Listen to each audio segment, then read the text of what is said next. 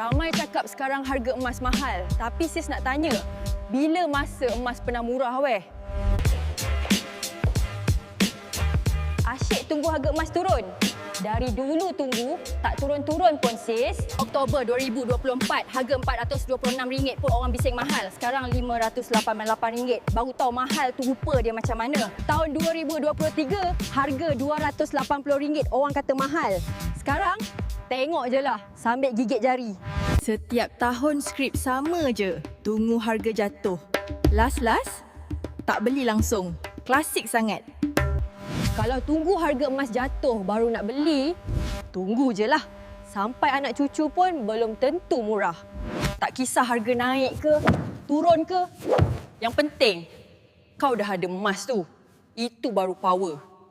Nak mula simpan emas? Jangan tunggu lagi. Join Public Gold je. Aku boleh guide dari A sampai Z, insya-Allah.